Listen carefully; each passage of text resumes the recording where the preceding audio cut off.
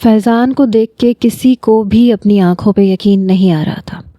نائلہ بیگم، منان صاحب سبھی فیضان کی طرف لپکے۔ اسٹیج پہ بیٹھا حسن بھی اٹھ کے کھڑا ہو گیا اور زارا پتھرائی ہوئی آنکھوں سے فیضان کو دیکھ رہی تھی۔ نائلہ بیگم فیضان کے گلے لگ کے رونے لگی۔ فیضی میرے بچے، تم زندہ ہو۔ عبد الرحمن صاحب بھی فیضان کے پاس پہنچ گئے۔ بس زارا وہیں کھڑی تھی، وہ تو جیسے پتھر کی ہو چکی تھی۔ فیضان کو زندہ سلامت اپنے سامنے دیکھ کے وہ بالکل بے یقین تھی۔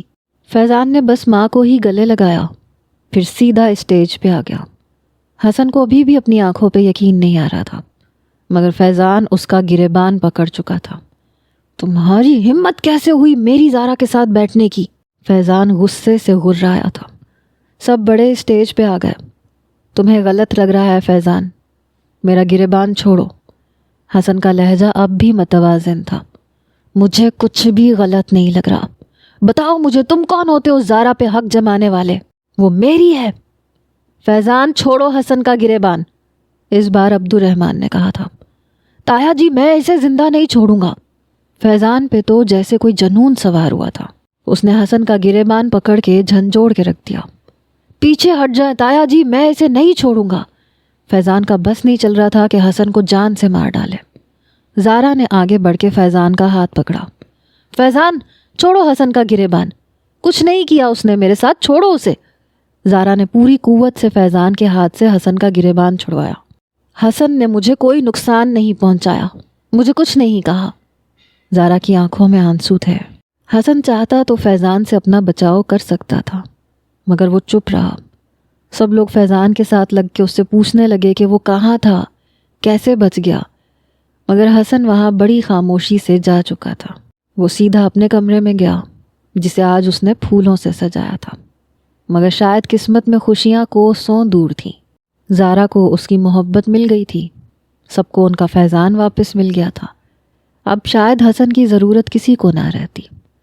کمرے میں لگے گلاب کے پھول وہ نوچ نوچ کے پھینک چکا تھا، جو اسے منہ چڑھاتے ہوئے محسوس ہو رہے تھے۔ لگ رہا تھا پورا کمرہ حسن کا مذاق اڑا رہا ہے کہ تم نے کیسے زارا کو اپنا سمجھ لیا، وہ فیضان کی تھی اور اسی کی ہے۔ تم آج بھی فالتو چیز ہو حسن، جسے بوقت ضرورت استعمال کیا جائے۔ حسن کی آنکھوں سے آنسو بہہ رہے تھے۔ اپنے آنسوؤں کو ضبط کرنے کی وہ بہت کوشش کر رہا تھا، مگر ہو نہیں رہے تھے۔ کمرے کی لائٹ بند کرنے کے بعد وہ تکیے پہ سر رکھ کے لیٹ چکا تھا۔ آنکھوں سے آنسو بہہ رہے تھے۔ اتنی تکلیف تو اسے اس وقت بھی نہیں ہوئی تھی جب نایاب نے اس کے ساتھ بے وفائی کی تھی۔ شاید زارا کو چھوڑنا زیادہ مشکل لگ رہا تھا۔ آج کی رات کے حوالے سے بہت سارے خواب آنکھوں میں سجا چکا تھا، لیکن شاید قسمت اتنی اچھی نہیں تھی۔ دوسری طرف نائلہ بیگم فیضان کا چہرہ چومے جا رہی تھی۔ سب لوگ لاؤنج میں ہی بیٹھے تھے، یہاں تک کہ زارا بھی۔ جب فیضان نے بتانا شروع کیا کہ جس دن حسن زارا کو اپنانے کی دھمکیاں دے رہا تھا، تب وہ گاڑی ڈرائیو کر رہا تھا اور اس کی گاڑی سامنے سے آنے والے ٹرک سے ٹکرا گئی۔ عین اسی وقت ایک مسافر بھی سڑک کراس کر رہا تھا۔ چونکہ سگنل فیضان نے توڑا تھا تو گاڑی پہلے اس نوجوان کو ٹکرائی اور پھر ٹرک کے ساتھ کلا بازی کھا گئی۔ جیسے ہی وہ الٹ کے سیدھی ہوئی، فیضان نے دروازہ کھولا اور باہر کی جانب کود گیا، لیکن سر پہ بہت گہری چوٹ لگ چکی تھی۔ جیسے ہی وہ سڑک پہ گرا، گاڑی دھماکے سے پھٹ چکی تھی اور وہ نوجوان جو گاڑی کے ساتھ ٹکرایا تھا وہ اسی میں جل چکا تھا۔ اس کے بعد فیضان بے ہوش ہو چکا تھا۔ اسے ہوش کتنے دن بعد آیا وہ نہیں جانتا، لیکن لوگوں کو یہی لگا کہ جو شخص مرا ہے شاید وہی گاڑی کے اندر بیٹھا ہوا مسافر تھا۔ بہرحال نائلہ بیگم اور منان صاحب تو اسے معجزہ ہی سمجھ رہے تھے۔ فیضان بتانے لگا کہ وہ اپنی یادداشت بھول چکا تھا، لیکن یہ نہیں بتایا کہ رملہ کے ساتھ کون سا رشتہ قائم کر کے آیا تھا۔ یہ ساری باتیں اس نے نہیں بتائیں۔ زارا بھی چپ چاپ فیضان کو دیکھ رہی تھی۔ سب بیٹھے تھے سوائے حسن کے۔ وہ جانتی تھی کہ اس کے دل پہ کیا گزر رہی ہوگی، کیونکہ جس جوڑے میں وہ ملبوس تھی وہ حسن کی پسند کا تھا، اسی نے لا کے دیا تھا اور کہا تھا کہ پچھلی ساری رنجشیں بھول کر وہ نئی زندگی کی ابتدا کرنا چاہتا ہے۔ کیا کچھ نہیں کیا تھا زارا نے اس کے ساتھ، بدلے میں اس نے زارا کو ذرا سا بھی نقصان نہیں پہنچایا تھا، بلکہ اس کی تکلیف میں اس کے آنسو صاف کیے تھے، اس کی بیماری میں اس کا خیال رکھا تھا۔ چاہ کے بھی وہ حسن کو فراموش نہیں کر پا رہی تھی۔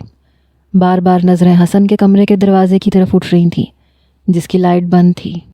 فیضان کہنے لگا کہ شکر ہے حسن نے زارا کو کوئی نقصان نہیں پہنچایا، ورنہ شاید میں اسے زندہ نہیں چھوڑتا۔ اس بار عبد الرحمن صاحب بولے تھے، حسن نے بہت ساتھ دیا ہے ہمارے گھاٹے میں جانے والی فیکٹری کو اٹھانے والا حسن ہے۔ وہ کیا ہے یہ شاید ہمیں اب پتہ چلا ہے۔ نہ اس نے زارا کو کوئی تکلیف دی، نہ بدلہ لیا، بلکہ الٹا سب کا ساتھ دیا۔ پتہ نہیں کیوں لیکن فیضان حسن کی تعریف سن کے ماتھے پہ بل ڈالے نظریں زمین پہ گاڑ چکا تھا۔ 3 دن سے رملہ بخار میں تپ رہی تھی۔ آنکھ کھلتی تو فیضان کا نام لیتی، لیکن نام حسن ہی پکارتی تھی۔ اس کی والدہ اس کے پاس تھیں۔ 3 دن بعد جب وہ ہوش میں آئی تو اس کی والدہ کہنے لگی، دیکھ لیا تم نے، نکلا نہ وہ بے وفا۔ یہیں تم جیکسن سے شادی کر لیتی تو بہت اچھی زندگی گزارتی۔ لیکن وہ کہنے لگی کہ قصور آپ لوگوں کا بھی ہے، جب نبھانی نہیں تھی تو شادی کیوں کی تھی؟ آپ لوگوں کا سایہ شاید میری زندگی سے کبھی بھی جا نہیں سکتا۔ موم پلیز مجھے میرے حال پہ چھوڑ دیں۔ انیتا بیگم کے ماتھے پہ بل پڑے، اپنے باپ کی طرح ڈھیٹ اور ضدی ہو تم، اور بھی زیادہ نقصان پہنچا لوگی خود کو۔ رملہ کہنے لگی، میرا نفع نقصان میرا ہے موم، میں آپ کو الزام نہیں دوں گی۔ انیتا بیگم کہنے لگی، جس لڑکے کی خاطر تم نے جیکسن کو ٹھکرایا ہے آج وہ تمہیں چھوڑ کے چلا گیا۔ اگر جیکسن سے شادی کر بھی لیتی تو مجھے اعتراض نہ ہوتا، لیکن تم نے اپنے باپ کی بات مان کے اچھا نہیں کیا۔ اب بتاؤ کیا مستقبل ہے اس بچے کا جو اس وقت تمہاری کوکھ میں پل رہا ہے؟ جاؤ پاکستان اور جس کا بچہ ہے اسے کہو کہ وہ اس کا خرچہ پورا کرے۔ بچہ پیدا کر کے اسی کو دے آؤ۔ تم اس کا بچہ نہیں پالو گی، اس کا بچہ پیدا کر کے اسے دے کے تم واپس آؤ، میں تمہاری شادی جیکسن سے کروا دوں گی، اور اس بار تم کچھ نہیں کہو گی۔ مجھے پتہ نہیں چلا کہ 2 مہینے کا بچہ تمہارے پیٹ میں پل رہا ہے، ورنہ میں اسے ضائع کروا دیتی۔ ڈاکٹر کہہ رہی ہے کہ ابارشن کروانے کی کوشش کی تو تمہاری جان کو خطرہ ہے۔ انیتا بیگم کی بات سن کے رملہ کی آنکھوں سے آنسو بہے تھے۔ دل میں فیضان بس چکا تھا، بہت چاہا تھا رملہ نے اسے، کبھی نہیں سوچا تھا کہ وہ اس طرح کی بے وفائی کر جائے گا۔ محبت کیا ہوتی ہے یہ فیضان نے ہی اسے سکھایا تھا، اور اب خود اسے محبت کا عادی بنا کے جا چکا تھا۔ کاش کہ اس کی یادداشت کبھی واپس نہ آتی تو رملہ کی زندگی بہت مختلف ہوتی۔ وہ سوچ چکی تھی کہ وہ پاکستان جائے گی اور اس کا بچہ اسے واپس دے دے گی، اور پھر واپس لندن لوٹ آئے گی، دوبارہ اس کی شکل نہیں دیکھے گی۔ وہ کیوں اس کا بچہ پالے؟ جیسی اس کی طبیعت بہتر ہوئی وہ پاکستان روانہ ہو چکی تھی، لیکن اس سے پہلے اپنی ایک دوست کے ہسبینڈ کو اس نے فیضان کی تصویر دکھائی تھی، جس نے تصویر سے ہی فیضان کی پوری انفارمیشن نکلوا لی تھی۔ وہ کون تھا، پاکستان میں اس کی رہائش کہاں تھی، یہاں کہاں کورس کرنے آیا تھا، سب کچھ معلومات اکٹھی کر کے وہ پاکستان پہنچی، لیکن سیدھا فیضان کے گھر نہیں گئی، بلکہ وہاں پہ ایک ہاسپٹل میں اس نے جاب کے لیے اپلائی کیا۔ اس کے پاس لندن کی ڈگری تھی، اس لیے فوراً سے اسے رکھ لیا گیا۔ وہ چاہتی تھی کہ بچہ پیدا کر کے فیضان کے گھر جائے، اس کی گود میں ڈال دے اور پھر واپس چلی جائے۔ اپنے کمرے میں آنے کے بعد زارا کسی بے جان وجود کی طرح ڈریسنگ ٹیبل کے سامنے بیٹھی اپنے زیورات اتارنے لگی۔ نور، یہ کیا چیزیں ہیں؟ اتنا سامان؟ شادی کا عروسی جوڑا اور باقی کا سامان دیکھ کر زارا نے پوچھا تھا۔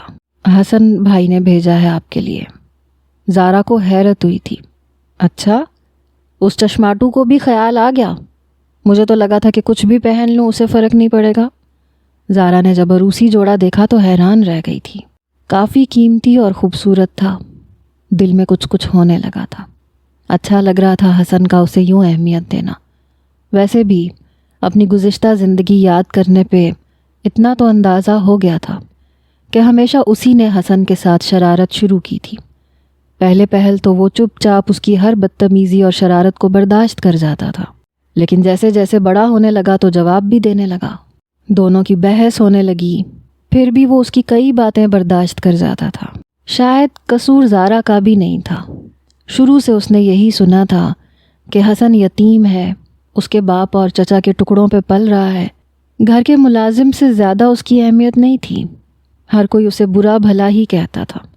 اس لیے زارا کے دل میں بھی حسن کے لیے ایسے ہی جذبات ابھرنے لگے، لیکن جس طرح سے اس نے پچھلے دنوں ساتھ دیا تھا، سب کے ہی دل سے حسن کے لیے نفرت، کدورت ختم ہو چکی تھی۔ سارے زیورات اتار کے اس نے ڈریسنگ ٹیبل کی دراز پہ رکھ دیے، اپنے کپڑے بھی تبدیل کیے۔ سوچا تو اس نے بھی یہی تھا کہ دیکھوں تو صحیح آج کی رات یہ ان رومانٹک سا اس کا کزن اسے کس طرح سے شادی شدہ زندگی کا آغاز کر کے دکھاتا ہے، جس کے منہ سے ہمیشہ اس نے اپنی برائیاں اور تانے سنے تھے۔ اظہار محبت کرے گا تو کیسا لگے گا؟ لیکن یہ نہیں پتا تھا کہ قسمت ایک اور نئی چال چل دے گی۔ پتہ نہیں کیوں، لیکن دل کی حالت عجیب تھی۔ اپنے بیڈ پہ لیٹ کر اس وقت وہ فیضان کے بجائے حسن کے بارے میں سوچ رہی تھی، جو بڑی خاموشی سے اسٹیج سے اتر کے اپنے کمرے میں ایسا گیا کہ واپس نہیں آیا۔ پتہ نہیں کمرے میں کیا کر رہا ہوگا، صبح سے اپنا کمرہ سجا رہا تھا۔ پتہ نہیں کیوں، لیکن زارا کو برا سا لگ رہا تھا۔ فیضان سب سے مل کر رات دیر تک نائلہ بیگم کے پاس اور رمشا رشنا کے پاس بیٹھا رہا۔ تھک کے جب اپنے کمرے میں گیا، آنکھیں بند کی تو رملا کی سسکیاں کانوں میں سنائی دینے لگی۔ حسن ایسے مت کہو، میں تمہارے بغیر مر جاؤں گی۔ فیضان نے کروٹ بدلی۔ وہ زارا کے ساتھ بے وفائی نہیں کر سکتا۔ اپنے آپ کو سمجھانے کی کوشش کی۔ سونے بھی دو مجھے، بہت تنگ کرتے ہو تم مجھے۔ ہاں تو میں کیا کروں، تم ہو ہی اتنی پیاری، میرا دل ہی نہیں بھرتا۔ حسن مجھے یوں نیند نہیں آتی، پلیز مجھے سونے دو، مجھے اپنے تکیے پہ سونے کی عادت ہے۔ رملا کی پھر سے بات یاد آئی، اس کی قربت نے تنگ کیا۔ آدھی نیند میں فیضان بیڈ پہ ہاتھ مار کے اسے تلاش کر رہا تھا، جس کے بغیر اسے سونے کی عادت ہی نہیں رہی تھی۔ ایک دم سے ہی اپنے آپ کو خالی بستر پہ دیکھ کے اپنی غلطی کا احساس ہوا کہ کیا کر دیا، اسے روتا چھوڑ آیا۔ وہ یہ سمجھ رہا تھا کہ اسے کوئی فرق نہیں پڑے گا، لیکن غلط ثابت ہو رہا تھا۔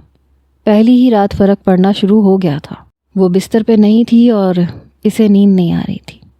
جی چاہا کہ وہ آ جائے اور وہ رملا کو اپنے اندر سمیٹ لے، لیکن پھر سے اپنے دل کو سرزنش کی، نہیں نہیں، زارا کا کیا ہوگا، اور پھر میری فیملی ہے، میں زارا کو نہیں چھوڑ سکتا۔ دل کو یقین دلانے کی کوشش کر رہا تھا کہ زارا کی جگہ اپنی جگہ قائم ہے، لیکن دل رملا کے نام پہ دھڑکنے لگا تھا۔ بمشکل ہی اسے نیند آئی۔ صبح سب لوگ ناشتے پہ بیٹھے تھے۔ نائلہ بیگم کئی مہینوں بعد کچن میں گئی تھیں۔ فیضان کے لیے ناشتہ اپنے ہاتھ سے بنایا تھا، لیکن زارا کو سمجھ نہیں آ رہا تھا کہ کچن میں کھڑی کیا کرے، کیونکہ روز تو وہ حسن کا ناشتہ تیار کرتی تھی۔ یہ نہیں کہہ سکتے کہ دونوں میں کوئی طوفانی محبت تھی۔ ہاں، ایک احساس کا رشتہ تھا۔ بنا کہے زارا حسن کے کام کرتی تھی اور بنا کہے وہ زارا کی ہر ضرورت کو پورا کرتا تھا۔ پہلی بار ابھی چند روز پہلے اس نے زارا کے ہاتھ میں پیسے رکھے تھے۔ جیسے ہی رات کی چائے اس کے کمرے میں دینے گئی تو حسن نے کہا، یہ پیسے رکھ لو۔ اس کی ہتھیلی کو کھول کے اس میں پیسے رکھ دیے۔ میں یہ کیا کروں گی؟ زارا نے نافہمی سے پوچھا۔ جو تمہارا دل چاہے، یہ تمہارا خرچہ ہے، جیسے چاہے استعمال کرو۔ مجھے اس کی ضرورت نہیں ہے، بابا مجھے خرچہ دیتے ہیں، زارا نے جھجکتے ہوئے کہا۔ ہاں، لیکن میری کمائی پہ تمہارا حق ہے، اس لیے حق کو حق سمجھ کے لیتے ہیں، انکار نہیں کرتے۔ زارا ذرا سا مسکرائی تھی۔ یاد ہے تمہاری گلک سے پیسے نکالے تھے تو کتنا تماشا لگایا تھا تم نے؟ حسن کی مسکراہٹ بھی گہری ہوئی۔ ہاں، اس وقت بات اور تھی، اس وقت تم مجھے چڑیل لگتی تھی، دشمنیں جان لگتی تھی، اور اب کیا لگتی ہوں؟ بے ساختہ ہی زارا پوچھ بیٹھی۔ حسن اس کی طرف دیکھنے لگا، شاید کہہ کے پچھتائی تھی۔ اب وہ، میں باہر جاتی ہوں، بہت دیر ہو گئی ہے، تم چائے پی کے کپ کچن میں رکھ دینا۔ یہ کہہ کے زارا باہر جانے لگی تو حسن اس کی کلائی پکڑ کے اپنی جانب کھینچ چکا تھا۔ وہ بالکل اس کے مقابل آن کھڑی ہوئی، اس کی آنکھوں میں دیکھنے لگی۔ بس اس جمعے تک کا انتظار کر لو، پھر تمہیں بتاؤں گا کہ اب تم مجھے کیسی لگتی ہو۔ یہ کہہ کے حسن نے اس کا ہاتھ چھوڑ دیا اور وہ کمرے سے باہر چلی گئی۔ یوں تو عبد الرحمن صاحب اسے اچھے خاصے پاکٹ منی کے طور پہ پیسے دیتے تھے، لیکن آج حسن کے پیسے ہاتھوں میں دیکھ کے ایک الگ سا احساس ہو رہا تھا۔ ایسے لگ رہا تھا جیسے سب کچھ اس کے اختیار میں آنے والا ہے۔ شاید شوہر کی کمائی کا مان ہی الگ ہوتا ہے۔ پیسے اس نے سنبھال کے رکھے تھے۔ کچن میں کھڑی سوچ رہی تھی کہ کیا کرے۔ فیضان کے لیے اگر ناشتہ بنانے کی کوشش کرتی تو نائلہ بیگم ضرور اس بات پہ اختلاف کرتی۔ بڑی خاموشی سے اس نے حسن کے لیے ہی ناشتہ بنایا۔ سب کا ناشتہ ٹیبل پہ لگا دیا گیا۔ سب لوگ فرائی ایگ کھاتے تھے یا بوائل ایگ، البتہ حسن پراٹھا اور آملیٹ کھاتا تھا۔ سب لوگ ٹیبل پہ بیٹھ چکے تھے۔ زارا کی نظر ابھی بھی حسن کے بند کمرے کے دروازے پہ تھی۔ جب فیضان نے اس کی کلائی پکڑی، تم کیوں کھڑی ہو، بیٹھو ناشتہ کرو، وہ اسے اپنے ساتھ بٹھا چکا تھا۔ پتہ نہیں کیوں پہلی بار فیضان کے ساتھ بیٹھ کے بھی الجھن کا شکار تھی۔ بار بار کرسی کھسکا کے پیچھے کر رہی تھی۔ فیضان کے ساتھ بیٹھنے میں آج تک کبھی اسے الجھن نہیں ہوئی تھی، مگر آج ہو رہی تھی۔ فیضان کا ہاتھ اس کے ہاتھ سے ٹکراتا تو فوراً سے پیچھے کر لیتی۔ کچھ دیر بعد حسن کمرے سے باہر نکلا۔ تیار تھا لیکن آنکھیں متورم تھیں۔ ایک نظر زارا پہ ڈالی، اسے فیضان کے ساتھ بیٹھے دیکھ کے فوراً سے نظر بدل لی۔ باہر کی طرف جانے لگا۔ حسن، ناشتہ نہیں کرو گے؟ بے ساختہ زارا نے پوچھا۔ حسن کے قدم وہیں رکے۔ ایک نظر اس پہ ڈالی، نہیں بھوک نہیں ہے، کہہ کے چلا گیا۔ البتہ فیضان ضرور زارا کو دیکھ رہا تھا۔ یہ تمہیں حسن کی فکر کب سے ہونے لگی؟ کھاتا ہے کھائے، نہیں کھاتا نہ کھائے، تم کیوں پوچھ رہی ہو؟ فیضان کے کہنے پہ زارا چپ سی ہوئی۔ بس ایسے ہی، اسے سمجھ نہیں آ رہا تھا بات کو کیسے بدلے۔ بہرحال رات کو حسن جب گھر آیا تو بھی کھانا ٹیبل پہ لگا ہوا تھا۔ اس بار شاہ جہان بیگم نے اسے اپنے برابر میں بٹھایا۔ تم کہاں گھومتے پھر رہے ہو صبح سے؟ صبح ناشتہ بھی نہیں کر کے گئے؟ چلو کھانا کھاؤ میرے ساتھ بیٹھ کے۔ فیضان کو کچھ حیرت ہوئی۔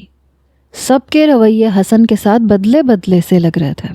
جو اہمیت کل تک فیضان کی تھی، آج لگ رہا تھا کہ اس پہ حسن آ کے کھڑا ہو گیا۔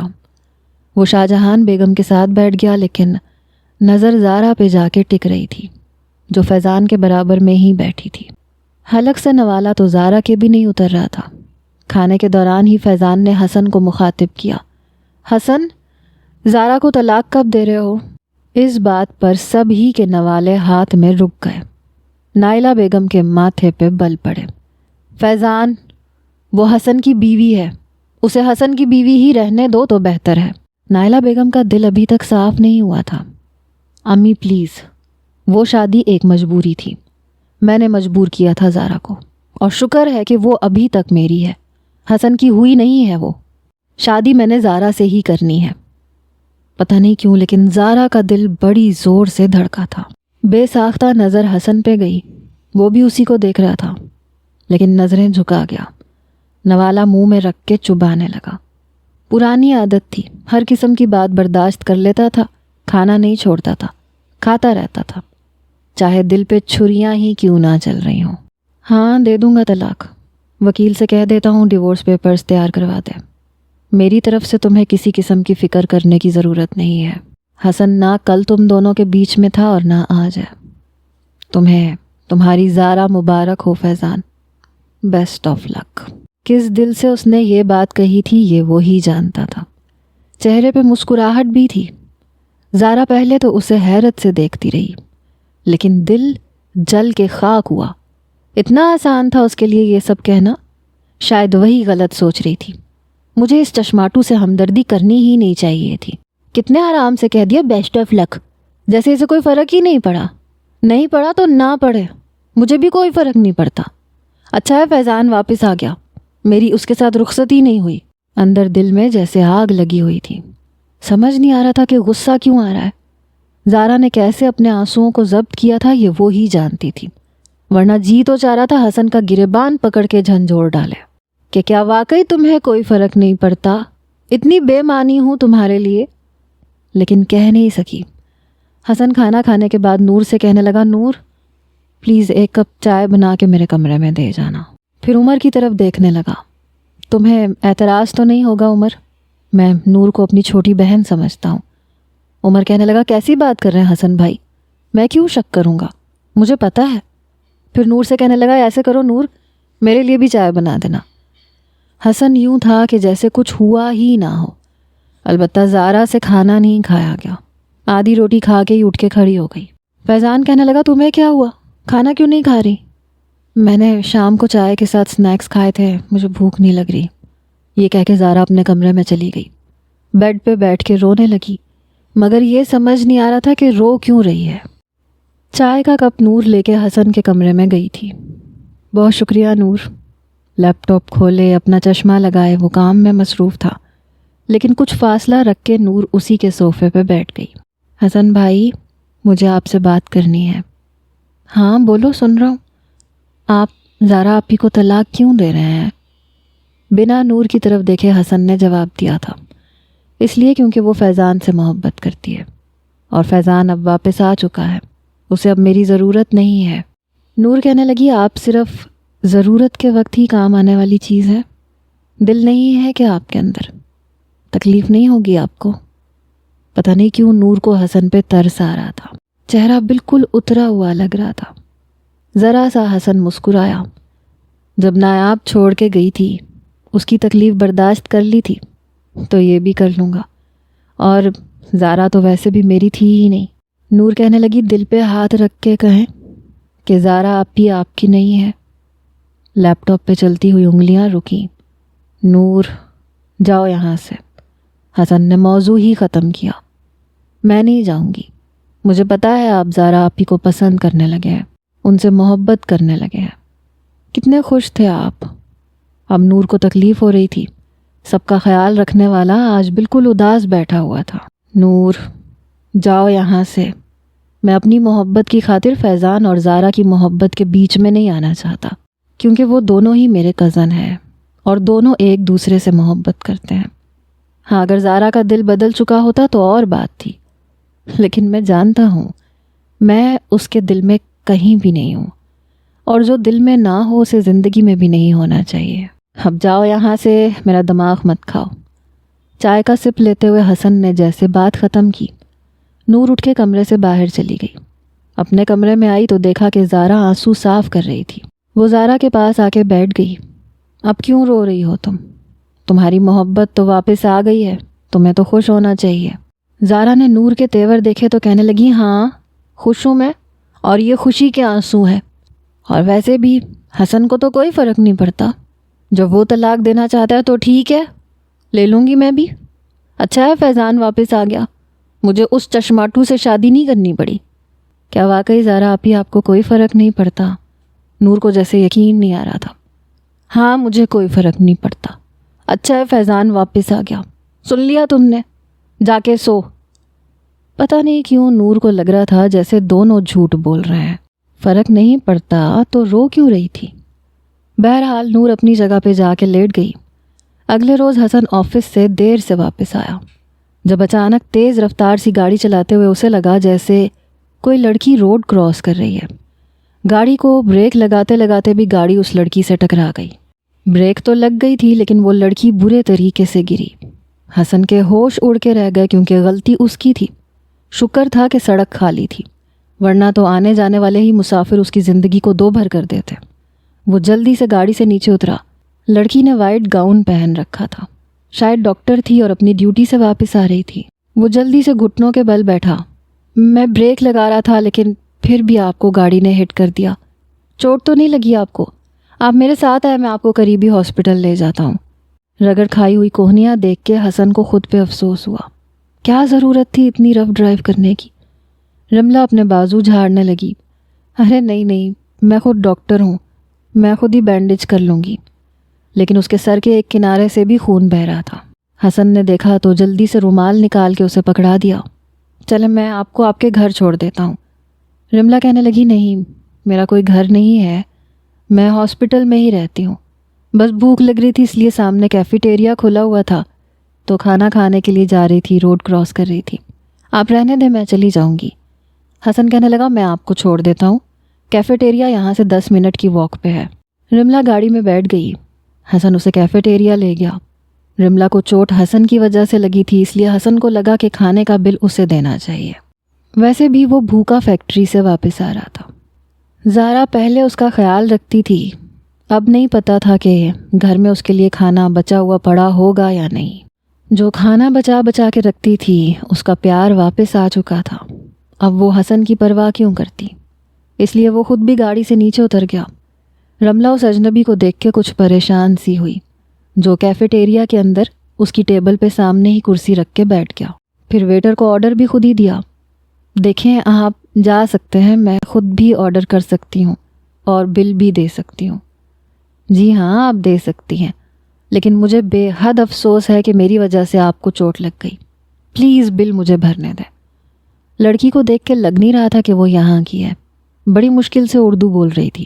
لہجہ برٹش تھا اور دیکھنے میں بھی بے حد خوبصورت تھی. دیکھ کے لگ رہا تھا کہ یہاں کی نہیں ہے. آپ شاید کسی اور کنٹری سے آئی ہیں. حسن نے بات کا آغاز کیا. رملہ نے اس بات میں سر ہلایا. جی میم, لندن سے آئی ہوں. پہلے وہاں پہ ڈاکٹر کی جاب کر رہی تھی. حسن کو کچھ حیرت ہوئی. وہاں کی ڈگری حاصل کر کے وہاں پہ جاب کرنے کے بعد یہاں پہ کیوں آئی ہیں آپ؟ ورنہ تو پاکستانی ڈاکٹر ڈگری حاصل کرنے کے بعد باہر اپلائی کرتے ہیں. یہی بات حسن نے اسے کہہ دی. بس کوئی ضروری کام تھا اس لیے آ گئی. یہاں ہاسپٹل میں جاب کر رہی ہوں. پہلے تو رہائش انہوں نے ہاسپٹل میں ہی دی تھی, لیکن ابھی رات کے 12 بجے کہنے لگے کہ آپ اپنی رہائش کا انتظام کر لیں. بھوک بھی لگ رہی تھی, اس لیے سوچ رہی ہوں کہ کھانا کھانے کے بعد کسی ہوٹل میں رات گزار لوں. صبح صبح کسی ہاسٹل میں چلی جاؤں گی. یہ سن کے حسن کہنے لگا, اگر آپ برا نہ مانیں تو آپ میرے ساتھ چلیں. رات کے اس وقت آپ کہاں ہوٹل ڈھونڈتی پھریں گی؟ صبح ہوتے ہی آپ بے شک چلی جائیے گا. نہیں, اچھا نہیں لگتا. میں آپ کو جانتی نہیں ہوں, نہ آپ مجھے جانتے ہیں. میں ایسے منہ اٹھا کے آپ کے گھر چلی جاؤں؟ دیکھیں میری وجہ سے آپ کو چوٹ آئی ہے. مجھے اچھا لگے گا اگر میں آپ کے کسی کام آ سکوں. دیکھیں میں بہت شریف انسان ہوں, میری فیملی ہے, آپ مجھ پہ اعتبار کر سکتی ہیں. بہرحال دونوں نے ہی پیزا کھایا, ساتھ میں پاستا وغیرہ منگوا لیا. کھانا کھانے کے بعد حسن اسے شاہ جہان محل لے آیا. چوکیدار نے دروازہ کھولا. گاڑی اس نے پورچ میں کھڑی کی. رملہ سے کہنے لگا, آپ اندر آئیے. رملہ لاؤنج میں آئی تو اس وقت فیضان LED پہ میچ دیکھ رہا تھا. نیند نہیں آ رہی تھی. روز ہی اسے نیند نہیں آتی تھی. لیٹتا تھا تو رملہ یاد آتی تھی, اس لیے تنگ آ کے کمرے سے باہر آ کے LED پہ میچ دیکھنے لگا. لاؤنج کا دروازہ بند ہوا تو رملہ کی آواز پہ فیضان نے پلٹ کے دیکھا. حسن کے ساتھ رملہ کو دیکھ کے اس کے ہوش اڑ کے رہ گئے. ہاتھ سے ریموٹ چھوٹ گیا. رملہ کی نظر بھی اس پہ پڑ چکی تھی. قدم وہیں جم گئے. حسن نے دیکھا کہ رملہ آگے نہیں بڑھ رہی تو کہنے لگا, آئے نا, رک کیوں گئی؟ پھر اپنی غزالہ خالہ کو آوازیں دینے لگا. کچھ ہی دیر میں غزالہ بیگم بھی زینہ اترتے ہوئے نیچے آ گئیں. کیا بات ہے خالہ, یہ لڑکی میری گاڑی سے ٹکرا گئی تھی, میری وجہ سے انہیں چوٹ آئی ہے. آج رات یہ یہیں رکیں گی, آپ انہیں اپنے کمرے میں لے جائیں. پھر رملہ سے کہنے لگا, رملہ آپ خالہ کے ساتھ سو جائیں, آپ کو کوئی بھی مشکل پیش نہیں آئے گی. رملہ کی نظر ابھی بھی فیضان پہ تھی. اسے اندازہ نہیں تھا کہ وہ یوں اسے مل جائے گا. وہ بھی رملہ کو ہی دیکھے جا رہا تھا, بڑی بے یقینی سے کہ وہ لندن سے یہاں کیسے آ گئی. بے چینی حد سے زیادہ بڑھی. رملہ غزالہ کے ساتھ اوپر کا زینہ چڑھ گئی. فیضان ضرور پریشان ہو کے رہ گیا. سمجھ نہیں آ رہا تھا کہ اگر رملہ نے سچ بول دیا تو کیا ہوگا. وہ اپنے کمرے میں چلا گیا. رملہ کے نمبر پہ میسج کیا, یہاں کیوں آئی ہو تم؟ دیکھو میری زندگی میں کوئی بھی میس کریٹ کرنے کی کوشش مت کرنا.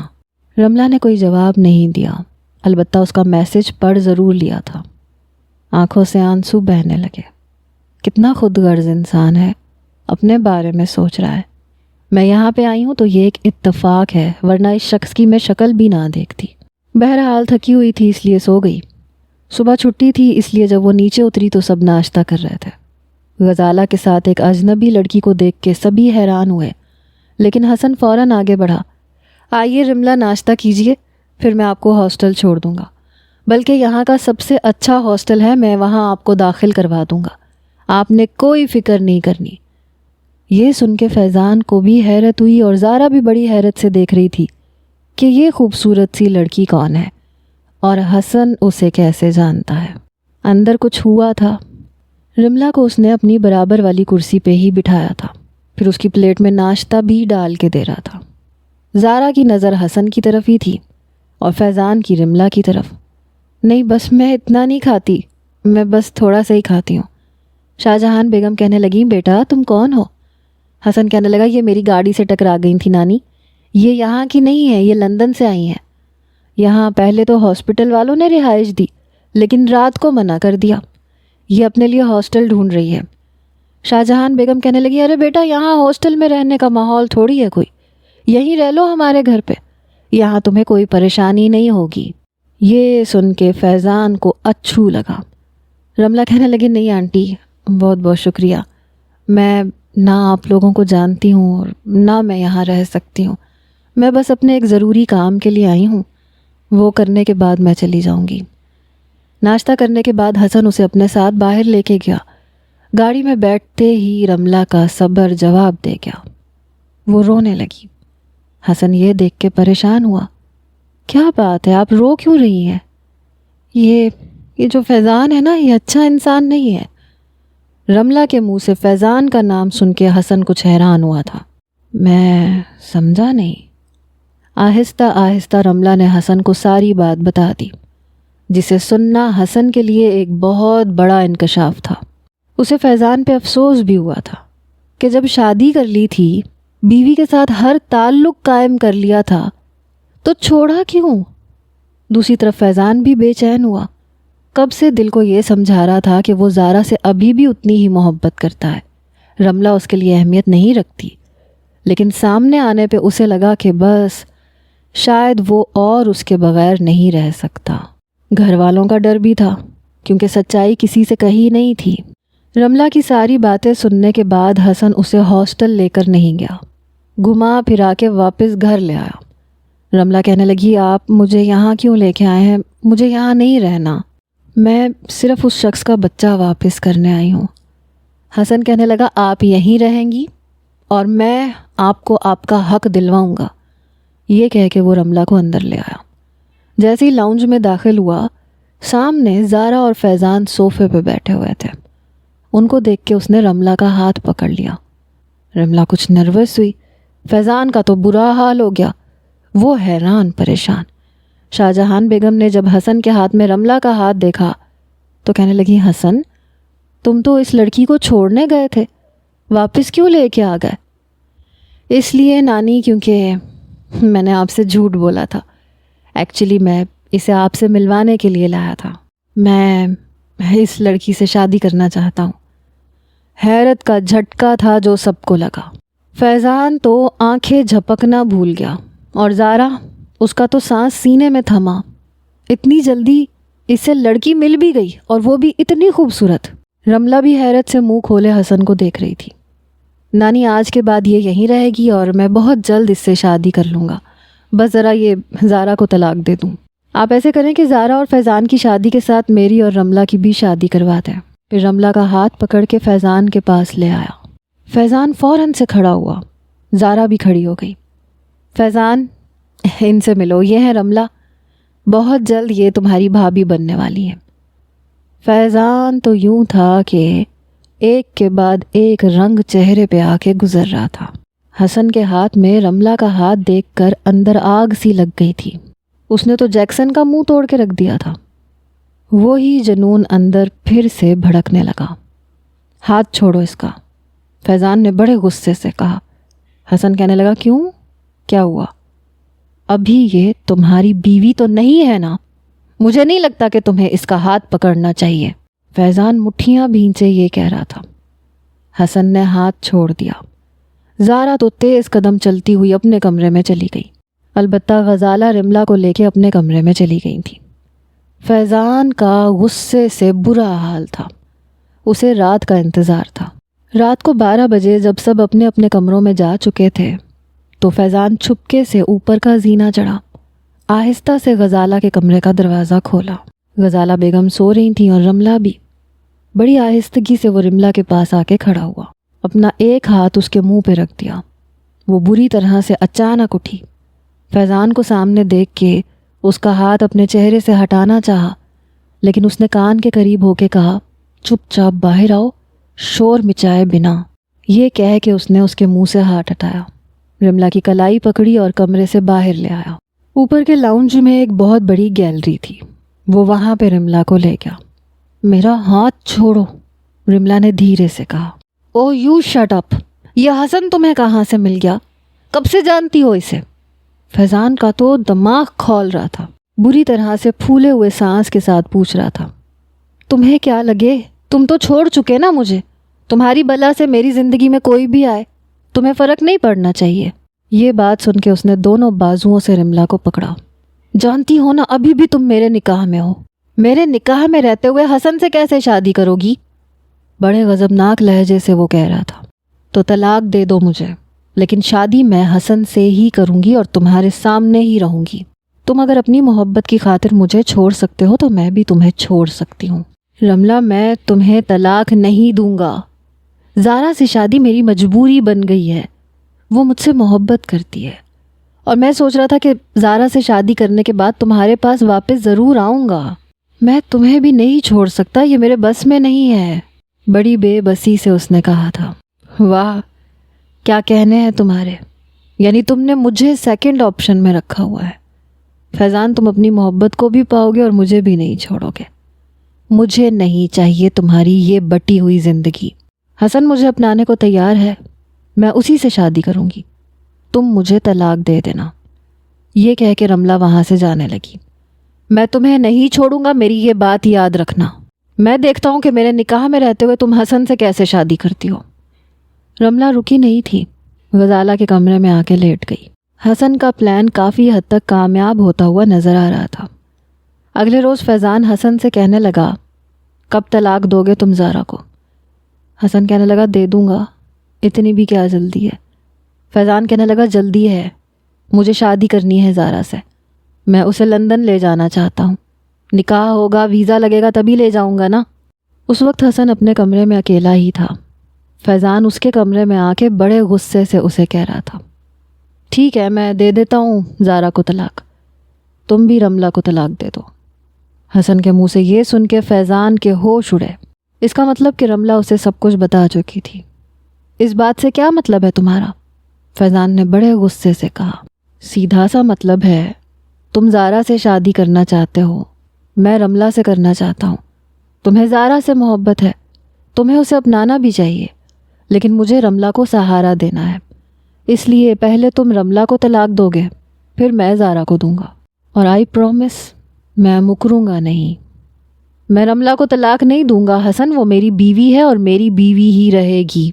فیضان اگر رملا تمہاری بیوی ہے تو جاؤ جا کے شاہ جہان محل میں اعلان کرو، سب کے سامنے کہو کہ وہ تمہاری بیوی ہے، اسے سب کے سامنے متعارف کرواؤ، اور زارا کو بھی بتاؤ کہ تم شادی شدہ ہو، پھر میں دیکھتا ہوں کہ زارا تم سے شادی کرتی ہے یا نہیں۔ حسن کی بات سن کے فیضان اس کے بالکل سامنے آ کے کھڑا ہو گیا۔ تو یہ بات ہے؟ حسن کہنے لگا ہاں یہی بات ہے۔ فیضان کہنے لگا ٹھیک ہے، میں دے دیتا ہوں رملا کو طلاق۔ یہ کہہ کے وہ کمرے سے باہر نکل گیا۔ دوسری طرف زارا سے یہ برداشت نہیں ہو رہا تھا کہ حسن کو لڑکی مل کیسے گئی، اور وہ بھی اتنی پیاری اور خوبصورت۔ شاید اسی لیے اسے مجھے چھوڑنا آسان لگ رہا تھا۔ مرد کا کوئی بھروسہ ہی نہیں ہوتا، پہلے نایاب، پھر میں، اور اب یہ رملا، یہ حسن ہے ہی ٹھرکی۔ جلے پاؤں کی بلی کی طرح زارا اپنے کمرے میں چکر پہ چکر کاٹ رہی تھی۔ فیضان اپنے کمرے میں سگریٹ پہ سگریٹ پیے جا رہا تھا۔ رملا کو طلاق دینا آسان نہیں لگ رہا تھا، لیکن زارا کے منہ سے اپنے آپ کو بے وفا بھی نہیں سننا چاہتا تھا۔ اسے لگتا تھا کہ زارا ابھی بھی اسے اتنی ہی شدت سے چاہتی ہے۔ وہ اپنائے گا نہیں تو زارا مر جائے گی۔ سمجھ نہیں آ رہا تھا کہ کرے تو کیا کرے۔ اس نے سوچا کہ اسے رملا سے پھر سے بات کرنی چاہیے، اس لیے اوپر کا زینہ چڑھا، لیکن غزالہ پھپھو کے کمرے کی لائٹ جل رہی تھی۔ کیا ہوا رملا، تمہاری طبیعت ٹھیک نہیں لگ رہی مجھے؟ غزالہ کی آواز پہ فیضان بے چین ہوا، جلدی سے دروازہ کھول کے اندر آ گیا۔ غزالہ اسے دیکھ کے حیران تھی۔ رملا بیڈ پہ بیٹھی لمبے لمبے سانس لے رہی تھی، رنگت پیلی سی لگ رہی تھی۔ دل چاہا کہ اس سے پوچھے کہ تمہیں کیا ہوا۔ غزالہ کہنے لگی تم یہاں کیوں آئے ہو؟ میں بس ایسے ہی چکر لگا رہا تھا، انہیں کیا ہوا؟ اس نے رملا کی طرف اشارہ کر کے پوچھا۔ غزالہ نے گہری سانس لی۔ پتہ نہیں الٹیاں کیے جا رہی ہے، مجھے تو اس کی طبیعت ٹھیک نہیں لگ رہی۔ فیضان ایسے کرو، حسن کو کہو اوپر آئے، میں اسے ڈاکٹر کے پاس لے کے جاؤں، مجھے لگتا ہے اسے فوڈ پوائزننگ ہو گئی ہے۔ یہ سن کے رملا کہنے لگی نہیں نہیں آنٹی پلیز، حسن کو مت جگائیے گا، میں ٹھیک ہوں۔ فیضان کہنے لگا میں لے جاتا ہوں۔ بے چینی سے فیضان نے یہ بات کہی تھی۔ نہیں بہت شکریہ، مجھے ڈاکٹر کے پاس جانا ہوگا تو میں حسن کے ساتھ چلی جاؤں گی، مجھے آپ کے ساتھ نہیں جانا۔ رملہ کا اسے یوں نظر انداز کرنا اس سے برداشت نہیں ہو رہا تھا۔ میں کہہ رہا ہوں نا، میں جاگ رہا ہوں تو میں ڈاکٹر کے پاس لے جاتا ہوں، حسن سو رہا ہے، اسے جگانے کی ضرورت نہیں ہے۔ لیکن رملہ نے صاف انکار کر دیا۔ رملہ کا یوں حسن کو اہمیت دینا فیضان کو اندر سے تڑپا کے رکھ گیا تھا۔ اپنے کمرے میں آ کے بھی اسے چین نہیں آ رہا تھا۔ کیا ہوا ہے اسے؟ طبیعت کیوں خراب ہو گئی؟ رنگت کیوں پیلی پڑ گئی؟ کیوں اپنی فکر نہیں کرتی؟ اپنا خیال تو انسان کو رکھنا چاہیے۔ بار بار اسے رملہ کی حالت دیکھ کے بے چینی ہو رہی تھی۔ اگلے روز فیضان کی جب آنکھ کھلی تو رملہ اور حسن دونوں گھر پہ نہیں تھے۔ کئی بار وہ رملہ کے نمبر پہ کال کر چکا تھا لیکن وہ فون نہیں اٹھا رہی تھی۔ رات کو وہ دونوں واپس آئے۔ رملہ کو حسن کے ساتھ دیکھ کے فیضان اپنی مٹھیاں بھینچے ہوئے تھا۔ سمجھ نہیں آ رہا تھا کہ کیا کرے اور کیا نہ کرے۔ وہ جب بھی حسن کے ہاتھ میں رملہ کا ہاتھ دیکھتا اندر آگ لگنے لگتی تھی۔ یہی حال زارا کا بھی تھا۔ سب لوگ سو چکے تھے، اس لیے حسن رملہ کو اپنے کمرے میں لے گیا۔ زارا اور فیضان دیکھتے رہ گئے کیونکہ وہی دونوں لاؤنج میں موجود تھے۔ حسن کے کمرے کا دروازہ بند ہوا تو دونوں کی جان پہ بنی۔ فیضان کا تو بس نہیں چل رہا تھا، وہ کمرہ کھول کے اندر چلا جاتا۔ عجیب انسان ہے، وہ کون سی اس کی بیوی ہے جو اسے کمرے میں لے جا کے دروازہ بند کر چکا ہے؟ فیضان نے زارا سے کہا۔ اور یہ لڑکی بھی مجھے کوئی ٹھیک نہیں لگتی، منہ اٹھا کے اس کے ساتھ اس کے کمرے میں چلی گئی۔ بھلا ایسے کوئی جاتا ہے کیا؟ شوہر ہے کیا وہ اس کا؟ زارا سے بھی برداشت نہیں ہو رہا تھا۔ ٹھیک کہہ رہی ہو تم، دونوں ہی بے شرم ہے۔ تم جاؤ آرام کرو، جاؤ اپنے کمرے میں، فیضان نے زارا سے کہا۔ وہ چاہتا تھا کہ زارا اپنے کمرے میں جائے تاکہ وہ حسن کے کمرے کا دروازہ کھولے۔ زارا کی کوشش تھی کہ فیضان اپنے کمرے میں جائے اور وہ کان لگا کے سنے کہ آخر حسن رملہ سے باتیں کیا کر رہا ہے۔ دونوں ہی اپنی اپنی جگہ پریشان تھے۔ مجھے تو ابھی نیند نہیں آ رہی، تم جاؤ اپنے کمرے میں جا کے سو جاؤ۔ زارا نے بھی یہی کہا۔ نیند تو مجھے بھی نہیں آ رہی، ایسا کرتے ہیں دیکھتے ہیں کہ یہ لوگ کمرے میں کیا کر رہے ہیں۔ فیضان سے بے چینی برداشت ہی نہیں ہو رہی تھی۔ آخر کمرے میں ہو کیا رہا ہے؟ یہی حال زارا کا بھی تھا، اس لیے دونوں ہی کمرے کے پاس جا کے کھڑے ہو گئے۔ دونوں نے دروازے پہ کان لگائے۔ نہیں حسن پلیز، مجھے بہت درد ہوگا۔ رملہ کی آواز سن کے فیضان کا دل زور زور سے دھڑکا۔ دیکھو ایسے کاموں میں درد ہوتا ہے، تھوڑا برداشت کرنا پڑتا ہے، بس 5 منٹ کی بات ہے، پھر سب کچھ نارمل ہو جائے گا۔ اور تم تو ایک ڈاکٹر ہو، ایک ڈاکٹر ہوتے ہوئے اتنا ڈر رہی ہو۔ ڈاکٹر ہوں تو کیا ہوا، لڑکی تو ہوں نا، درد تو ہوتا ہے نا۔ رملہ اور حسن کی باتیں سن کے فیضان کا دماغ چکر کھا کے رہ گیا۔ رملہ سے پہلی قربت کے لمحات یاد آئے۔ پلیز حسن، مجھے بہت درد ہوگا، ہر لڑکی کو ہوتا ہے، اب میری خاطر اتنا سا درد تو برداشت کرنا پڑے گا نا رملہ۔ فیضان کے دماغ میں جو کچھ چل رہا تھا اس کے اندر آگ لگانے کے لیے کافی تھا۔ زارا بھی کچھ کشمکش کا شکار تھی۔ فیضان سے برداشت نہیں ہوا تو اس نے دروازے کا نوب گھمایا۔ اسے لگا تھا کہ دروازہ لاک ہوگا لیکن دروازہ کھلا ہوا تھا۔ جیسے ہی نوب گھمایا، زارا پوری زور سے کان لگائے دروازے پہ کھڑی تھی، اس لیے جھٹکے سے دروازہ کھلا کیونکہ فیضان کے ہاتھ سے نوب چھوٹ چکا تھا۔ دونوں ہی اندر یوں داخل ہوئے جیسے خود کو گرنے سے بچایا ہو۔ جب دیکھا تو رملہ حسن کے بیڈ پہ بیٹھی ہوئی تھی، نیچے کانچ ٹوٹا پڑا تھا اور کرسی پہ بیٹھا حسن اس کے پاؤں سے کانچ نکال رہا تھا۔ دونوں نے ہی فیضان اور زارا کو دیکھا، تب تک حسن کانچ نکال چکا تھا۔ رملہ نے فوراً سے اپنا پاؤں نیچے کیا۔ یہ دیکھ کے فیضان کو سانس میں سانس آیا۔ وہ کانچ نکالنے کے لیے کہہ رہا تھا اور وہ کیا سوچ رہا تھا۔ حسن کھڑا ہو گیا۔ یہ تم دونوں میرے کمرے میں کیوں آئے ہو اور وہ بھی بنا دستک دیے؟ اب وہ دونوں ہی پریشان کھڑے تھے کہ کیا جواب دیں۔ مجھے یہ بتاؤ کہ رات کے اس پہر تمہارے کمرے میں اس لڑکی کا ہونا مناسب بات ہے کہ نہیں؟ فیضان سے برداشت ہی نہیں ہو رہا تھا۔ حسن کہنے لگا کیوں؟ تم بھی تو کئی بار زارا کے کمرے میں آتے جاتے تھے، میں نے تو کبھی نہیں کہا، بلکہ تمہیں گھر میں کبھی کسی نے کچھ نہیں کہا۔ پھر میرے کمرے میں رملہ کا ہونا برا کیوں لگ رہا ہے؟ وہ بھی میری منگیتر ہے، زارا بھی تمہاری منگیتر تھی۔ تکلیف کیوں ہو رہی ہے فیضان؟ تکلیف تو تمہیں اس وقت ہونی چاہیے تھی اگر میں زارا کے ساتھ اکیلا کمرے میں ہوتا۔ زارا کے علاوہ میرے کمرے میں کون سی لڑکی ہے کون سی نہیں ہے تمہیں فرق نہیں پڑنا چاہیے؟ پھر کیوں رات گئے اس پہر تم میرے کمرے کی جاسوسی کر رہے ہو؟ زارا کے سامنے جان بوجھ کے حسن نے یہ بات کہی تھی۔ فیضان رملہ کی طرف بار بار دیکھ رہا تھا، جو نظریں جھکائے ہوئے بالکل حسن کے برابر میں کھڑی تھی۔ وہ جا کے رملہ کے پاس کھڑا ہو گیا، رملہ کا ہاتھ پکڑ لیا۔ اس لیے کہ یہ میری بیوی ہے، میری بیوی تمہارے کمرے میں ہوگی تو مجھے تکلیف ہوگی۔ شاید اب فیضان کے بس کی بات نہیں تھی، یہ سننا تھا کہ زارا حیرت سے دونوں کو دیکھنے لگی۔ بیوی؟ فیضان یہ تم کیا کہہ رہے ہو؟ زارا میں ٹھیک کہہ رہا ہوں، میں اپنی یادداشت کھو چکا تھا اور رملہ نے میرا علاج کیا تھا۔ ظاہری طور پہ ہمارا نکاح ہوا تھا، یہ میری بیوی ہے اور میں اس سے محبت بھی کرتا ہوں۔ تم سے اس لیے نہیں کہہ پایا کیونکہ تم مجھ سے بہت زیادہ محبت کرتی ہو۔ مجھے لگا کہ اگر میں نے تم سے بے وفائی کی تو تم برداشت نہیں کر پاؤ گی، خود کو ختم کر لو گی۔ اب بتاؤ میں کیا کروں؟ میرے لیے رملہ کو چھوڑنا ناممکن ہے۔ یہ سن کے زارا اپنے کمرے میں چلی گئی۔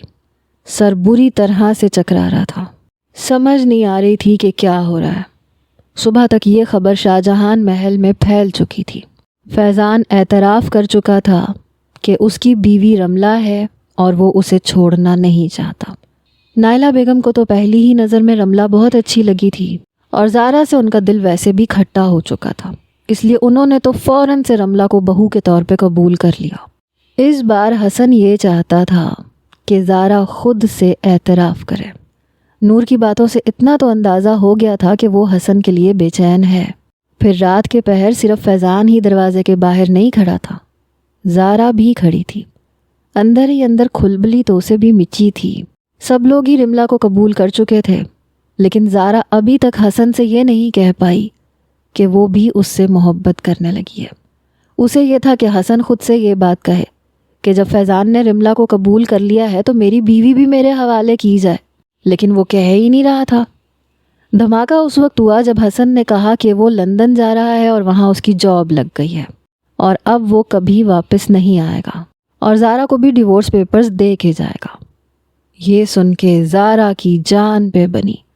وہ چاہتا تھا کہ وہ خود سے کہے کہ اسے حسن کے ساتھ رہنا ہے، لیکن وہ ڈھیٹ بنی بیٹھی رہی۔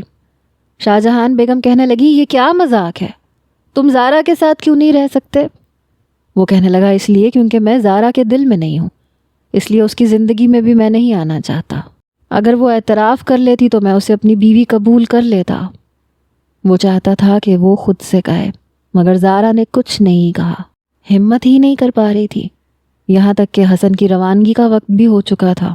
سب لوگ اسے روک رہے تھے لیکن وہ جا چکا تھا۔ جیسے ہی وہ ایئرپورٹ پہ گیا، زارا کی جان پہ بنی۔ بنا کسی کو بتائے وہ بنگلے سے باہر نکلی، ٹیکسی کروائی اور سیدھا ایئرپورٹ پہنچ گئی۔ لیکن جیسے ہی ایئرپورٹ پہ پہنچی تو پتہ چلا کہ مسافر تو جہاز میں بیٹھ چکے ہیں اور جہاز کسی بھی وقت پرواز کر جائے گا۔ تو وہ لڑنے لگی کہ پلیز مجھے ایک بار اندر جانا ہے، میرا شوہر اگر لندن چلا گیا تو واپس نہیں آئے گا اور میں اس کے بغیر نہیں رہ سکتی۔ لیکن کسٹم آفیسرز اسے اندر نہیں جانے دے رہے تھے۔ وہ کہنے لگے کہ یہ الاؤ نہیں ہے، آپ پلیز جا سکتی ہیں۔ کئی بار وہ حسن کے نمبر پہ کال کر چکی تھی لیکن فون بند تھا۔ حسن کا جہاز اس نے اپنی آنکھوں کے سامنے اڑتا ہوا دیکھا۔ پھوٹ پھوٹ کے وہیں بیٹھ کے رو رہی تھی۔ سب لوگ اسے دیکھ رہے تھے۔ روتے دھوتے وہ واپس آئی۔ شاہ جہان بیگم اور اس کی والدہ کہنے لگیں کہ تم کہاں سے آ رہی ہو؟ کب سے تمہیں ڈھونڈ رہے ہیں۔ وہ کہنے لگی کہیں سے بھی نہیں۔ روتے ہوئے اپنے کمرے میں گئی۔ کمرے کی لائٹ بند تھی۔ دروازہ بند کیا اور دروازے کے ساتھ ہی لگ کے پھوٹ پھوٹ کے رونے لگی۔ بہت برے ہو تم، کہہ نہیں سکتے تھے کہ میرے بغیر نہیں رہ سکتے؟ مجھے اپنا نہیں سکتے تھے کیا؟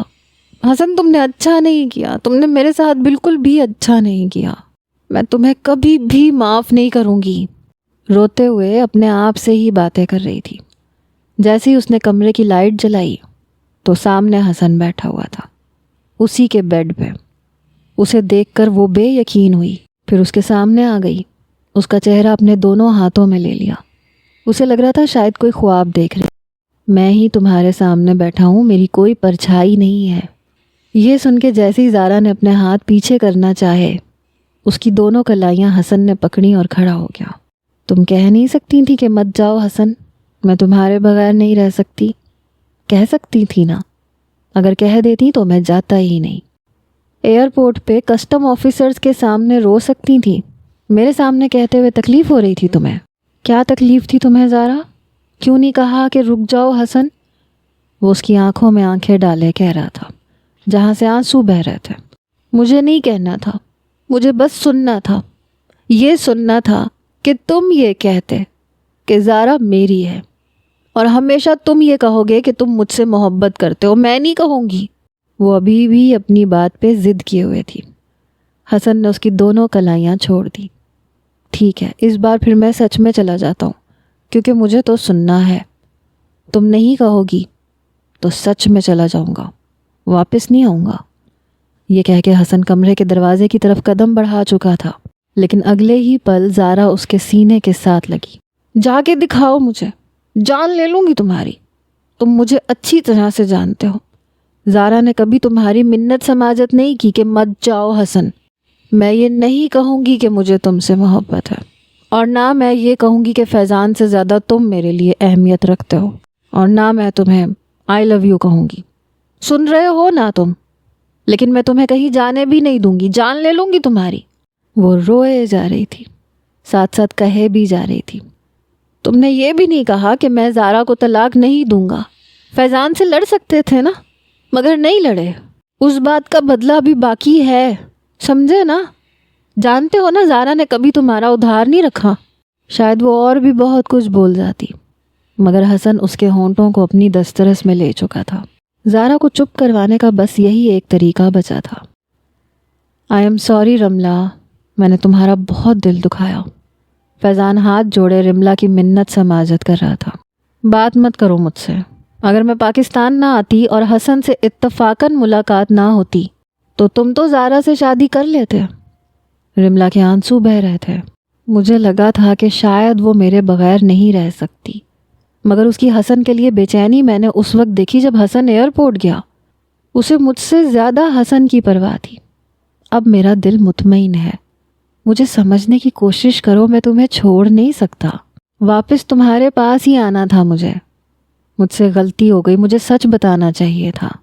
فیضان نے صفائیاں دیتے ہوئے جیسے ہی رملا کا ہاتھ پکڑنا چاہا، رملا نے ہاتھ چھڑوایا۔ ڈونٹ ٹچ می، اگر مجھے ہمارے بچے کا خیال نہ ہوتا تو کبھی تمہارے پیچھے پاکستان نہیں آتی۔ رملا کی بات سن کے فیضان حیران ہوا۔ بچہ؟ Ramla are you pregnant? فیضان کو اب پتہ چلا۔ رملا نے اس بات میں سر ہلایا۔ بتایا کیوں نہیں یار؟ فیضان کے چہرے پہ حیرت اور خوشی کے تاثرات تھے۔ تم نے سنا ہی نہیں، مجھے چھوڑ کے چلے گئے تھے۔ I hate you. رملا کو پھر سے سب کچھ یاد آیا۔ پلیز معاف کر دو، اچھا میری بیٹی کی خاطر پلیز۔ فیضان نے اس بار رملا کو زبردستی اپنے ساتھ لگایا۔ تم کیسے کہہ سکتے ہو کہ بیٹی ہے؟ رملا نے تعجب سے پوچھا۔ بس میری خواہش ہے یہ کہتے ہوئے وہ رملا کو بیڈ پہ لٹا چکا تھا، اسے اپنے اندر سمیٹنے لگا۔ جانتی ہو، جب سے تم سے دور ہوا ہوں ایک رات بھی سکون سے نہیں سویا، تمہیں بہت مس کیا۔ جھوٹ، رملا نے نروٹھے لہجے میں کہا۔ بس بھی کر دو رملا، سچ کہہ رہا ہوں، آئی ریئلی لو یو۔ بابا، میں نور سے شادی اسی صورت میں کروں گا جب آپ غزالہ آنٹی سے شادی کریں گے۔ عمر نے ہاشم کو اپنا آخری فیصلہ سنا دیا تھا۔ کیا ہو گیا تمہیں عمر؟ یہ میری عمر نہیں ہے شادی کرنے کی۔ تو جب عمر تھی تب کیوں نہیں کی؟ عمر نے پوچھا۔